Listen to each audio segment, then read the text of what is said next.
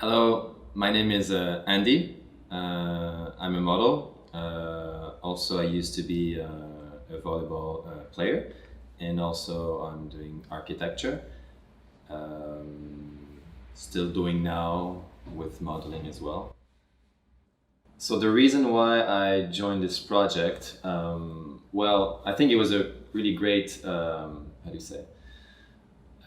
It's a great concept to show beauty through cancer.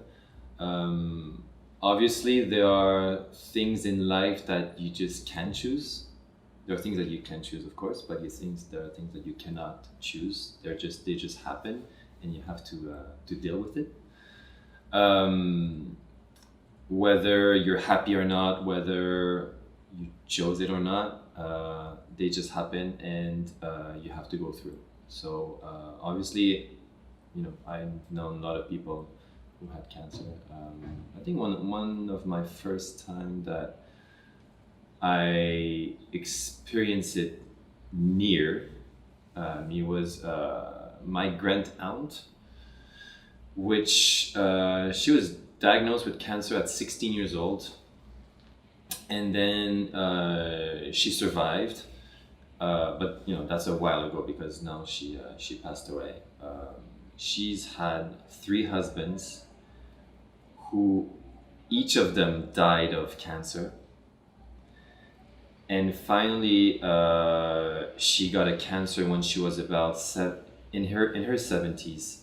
She was diagnosed with another cancer. So basically her whole life was cancer. But again, did she choose it? No, it just happened. And she was a great inspiration, just the way she was handling the disease, how she was handling the fact that she survived, that she had three husbands, that each of them died, which, just losing somebody that close is already really hard.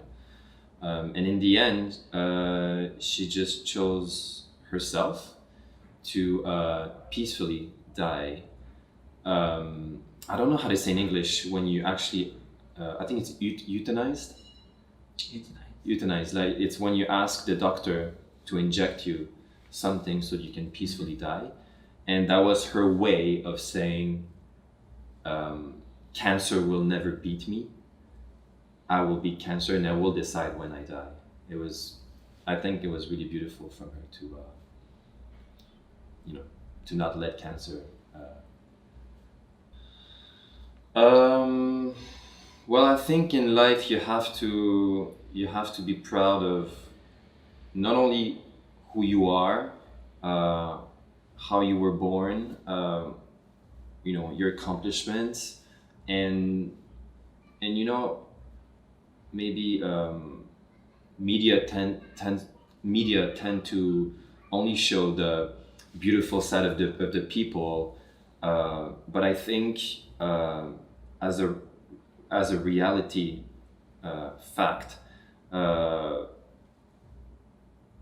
life is not just beautiful, and everybody is going through rough times, and I think we should just not be ashamed of whatever we're going through, and in public or with your friends. And I think it's beautiful if you can actually be yourself, and even if you don't have hair, even if you don't have eyebrows or anything, well, it's a period of your life. It's a chapter of your life where uh, life has chosen this path, and you have to go through. And with the support that you have with your family and friends, then definitely I think it's beautiful. I don't wear a wig on my private time. I guess I have to thank my dad for his Japanese genes and giving me so much volume of hair. But no, definitely to have, it has happened in the past that for fun I was just wearing a wig, with long hair or like something like that. Um, I mean, like just for the few minutes that I was wearing the wig downstairs, everybody was just like, "Oh my God, it changes you so much. It's like another person." And etc. So of course it's a physical, let's say, physical feature of yourself that can modify your look to your close one or to the public outside. But um, I guess it's to the person's choice to, you know, if that person is not comfortable to be bald in the public, it's fine. I mean, there's nobody's gonna judge that person if you know, if you should have hair or not.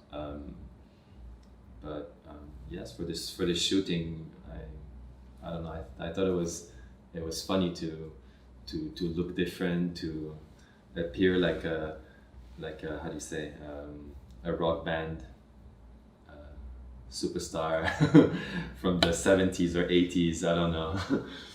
I think it's really entertaining. Yeah. Well, yeah, definitely. I know it appears differently to other people, but to myself, you know, I don't see the makeup, so it doesn't change. It doesn't change anything. I mean, I just see the reaction from people being like, "Oh, it changes you so much. It's funny, or it's whatever." That's great. I love that. Yeah, no, I mean, I don't used to do this kind of shooting, but definitely, it's I don't know. I like when things are different and that kind of get, you know, stand out of the social norm. Let's say like a man should be a man should be a man, or a woman should be a woman, or feminine is only for women, or masculinity is only for men. It's like, I think it's just what society teach us, but I'm not saying I agree with that, and I think there's nothing wrong for a woman to be manly or for a guy to be feminine or anything. Well, for the way I personally feel about cancer, it hasn't really changed because I was already supporting the cause. You know, as soon as you have somebody close to you that has cancer, or you know, or anything related to that, you obviously, how can I explain?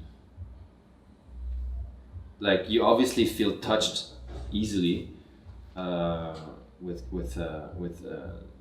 that, and you know, regarding my friends or the people who doesn't know much about cancer, I just do the same with any issues, any social issues. I just say what I think and how I support this thing, and I don't know. I feel like people who are not really aware of that, as soon as they see or they hear somebody that can kind of show a confident support to that, it's you know, it helps them to I can explain.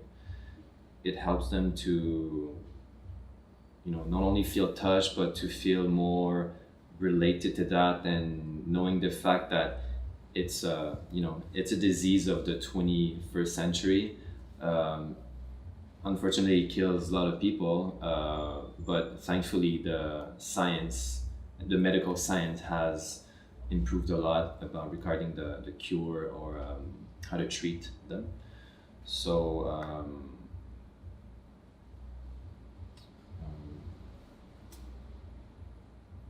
yeah. I mean, I don't know much what to say, because like, when I heard about this project, I said yes because I already supported it. It hasn't really changed because I still support it, and I will still tell my friends or whoever who doesn't know much about cancer how it's important to support.